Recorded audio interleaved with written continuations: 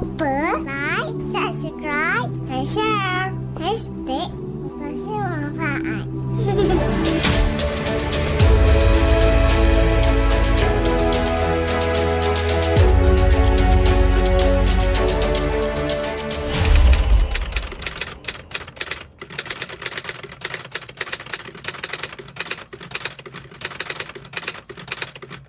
Fiha sururum marfu'ah, adanya takhta-takhta yang tinggi. Saya dah sebut tadi tu singgah sana. Dia bukan takhta, singgah sana. Wa akwabum mawdu'ah, dan gelas-gelas yang terletak. Mawdu'ah, dia tersusun. Gelas-gelas yang tersusun. Kita kalau datang rumah orang, ni psikologi. Kalau datang rumah orang, mungkin ada di antara tuan-tuan yang pernah join kelas-kelas ataupun seminar-seminar penyampaian berkesan. Ataupun sekarang kita ada macam-macam lah teknik NLP, Neuro-Linguistic Program. Yang mana kebanyakan teknik-teknik ini mengajarkan kepada kita untuk menggunakan imajinasi yang real, yang hakiki. Orang nak dan orang boleh bayangkan, dan ia dibantu dengan gerakan tubuh penyampai itu sendiri. Nak cerita kena begini. Itulah, itu teknik penyampaian berkesan lah.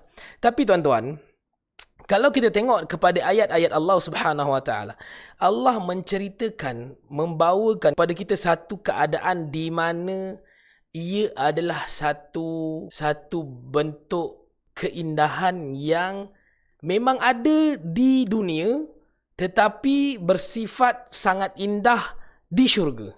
Kalau ayah tadi nak cerita kepada Alung tadi, ayah ni dia akan cerita, dia kalau nak gunakan teknik yang sama, dia akan cerita, Alung tahu tak? On the way nak pergi tu, kita akan lalu satu kawasan sawah padi yang hijau. Kemudian kita akan tempuh satu jambatan sungai. Kita akan lalu tepi laut. Kita akan tengok orang mandi-mandi dekat laut. Dan kemudian kita akan sampai tempat tu. Tempat tu, kita masuk je pintu dia, Long. Pintu dia besar, Long. Dan masuk je kita nampak cawan-cawan tersusun. Kemudian ada pelayan kita, Long. Nampak tak? Ayah tu bersungguh-sungguh. And this is how saya analogikan, saya gambarkan benda yang sama yang Allah Subhanahu Wa Taala buat kepada kita dalam Al-Quran. Sedar atau tak sebenarnya Al-Quran ini juga adalah rahmat Allah Subhanahu Wa Taala kepada kita. Betapa Allah Subhanahu Wa Taala nak kita ni jadi hamba yang masuk syurga. Betapa Allah Subhanahu Wa Taala nak kita ni sungguh-sungguh beria seperti mana Allah Subhanahu Wa Taala bersungguh-sungguh beria-ia menyediakan syurga kepada kita. So Allah Subhanahu Wa Taala sebutkan dalam syurga itu adanya pelayan-pelayan yang muda-muda. Allah Subhanahu Wa Taala sebutkan tentang cawan-cawan, gelas-gelas akwabum mawdu'ah, gelas-gelas yang tersusun rapi. Wa namariqu masfufah, dan bantal-bantal sandar yang tersusun. Namariqu, tempat-tempat sandar yang empuk. Masfufah, yang masfuf, sufuf, saf, yang disusun dalam line-line. Kan ada iklan kalau dekat Facebook tu ada iklan panggung wayang. Yang sekarang ni panggung wayang dah ada tempat duduk. Macam ni, dah macam kat rumah dah kan. Kan dia gambar, saya tengok satu iklan tu, dia power lah panggung wayang. Saya tak tahu, saya rasa kat Malaysia dah. Tapi dia dah tersusun. Tilam yang empuk yang tersusun, skrin besar kat depan. Namariqu masfufah adalah yang itu. Dia dengan bantal-bantal tersusun. Maksudnya tempat rehat yang empuk. Wa zarabiyu mabthuthah. Zarabi ni, kalau kita ada sujad, kapet. Zarabi ni permaidani. Zarabi adalah permaidani jenis mahal.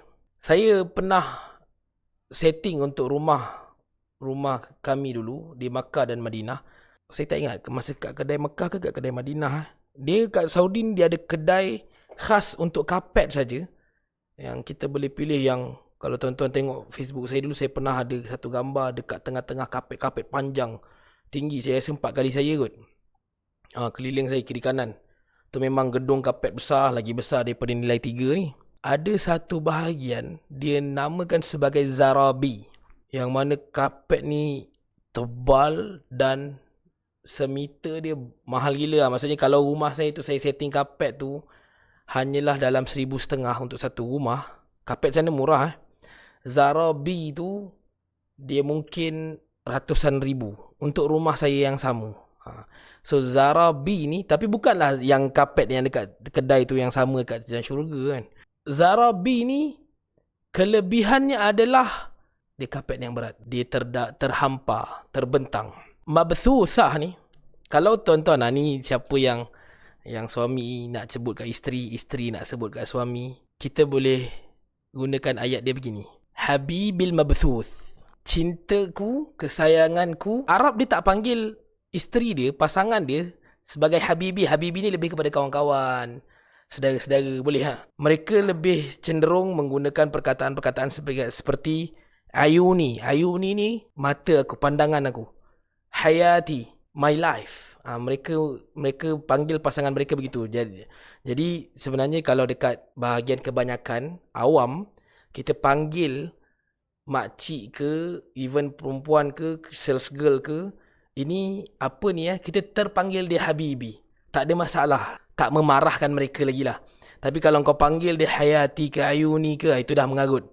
Buatnya tu bini orang, begitulah. Mungkin kita akan berakhir di perkuburan Ma'alah ataupun di Baqi' lah, kan. Tapi nak bagi tahu yang Arab mereka menggunakan hayati, ayuni untuk panggil isteri-isteri mereka. Cuma kita kat Malaysia ni kalau panggil hayati tu dia macam, apa panggil saya hayati pula ni? Ni hayati mana pula kan? Kan kena marah pula.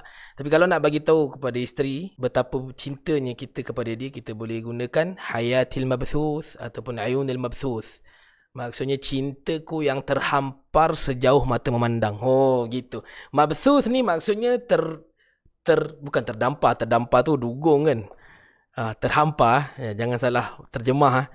Terhampar sejauh mata memandang. That is mabthuth. Baik. Abu'u laka bini'matika alayya wa abu'u